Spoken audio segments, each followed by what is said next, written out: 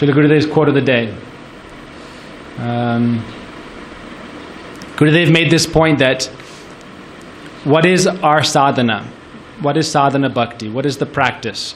He said if we don't know our goal, then we cannot perform any practice properly. When you get in a car to drive somewhere, you should first know where you want to go. Otherwise, what are you going to do? You're just going to run around aimlessly.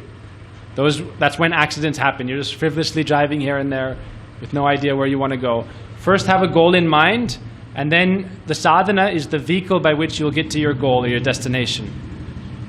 So we see any kind of thing people do in this world, generally they have a goal in mind.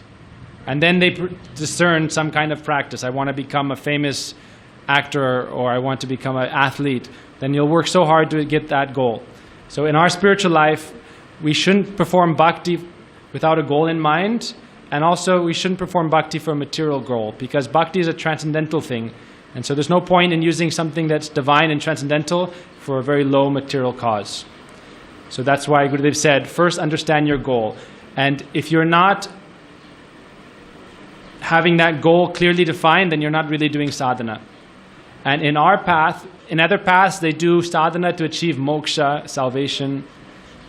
That's also in Eastern religions. And in Western religions, or the Abrahamic traditions, they perform practice generally to go to heaven or something like that. But that's not moksha as we understand it. But in our path, we're not doing our sadhana to achieve moksha.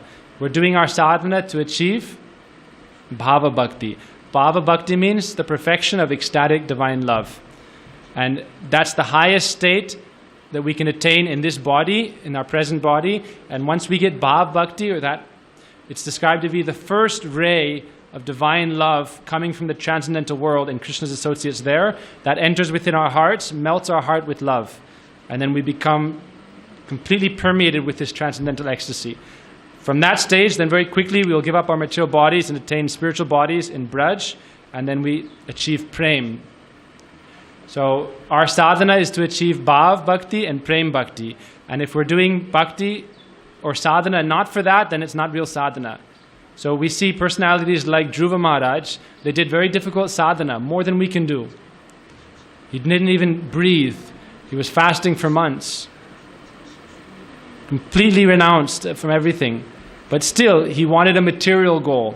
And so even though he received darshan of God, still he had to enjoy the fruits of his material aspirations. So Gurudev said, as long as we have material desires in our heart, and we're doing sadhana bhakti, and we're not clearly having defined the goal, then that's not real sadhana.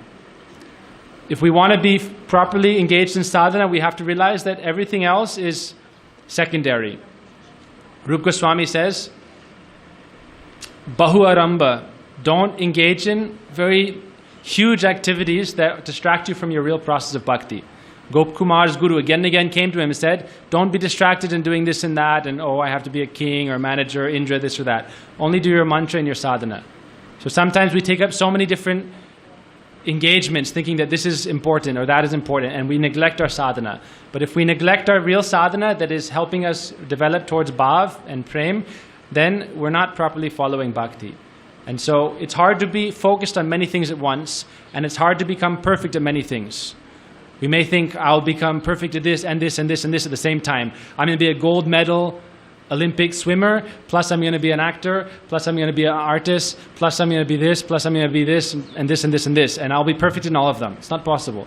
So if we want to be perfect in bhakti, then we must give as much energy as we can in the performance of our sadhana bhakti, chanting as much as possible, praying.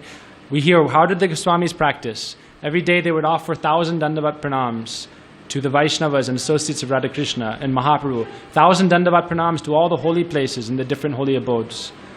Chanting many lakhs of Harinam, 2 lakhs, 3 lakhs every day. Going on parikrama, absorbed in Harikatha, always engaged in Swarup Siddha Bhakti. Then they can achieve the goal of life.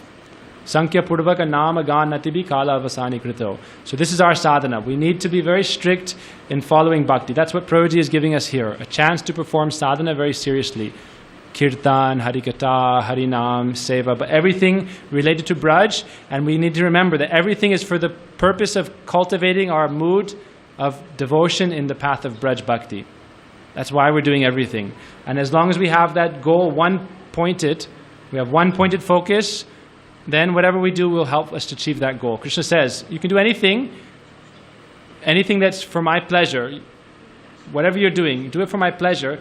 But if your goal is fixed and you're one-pointed, then it may seem like you're doing, okay, you're doing this seva, that seva. It's not really like one-pointed sadhana. But if your goal is clear and you're doing everything for the pleasure of Guru Vaishnavas, then certainly you'll get to the point of Bhav Bhakti. So that's Gurudev's quote of the day.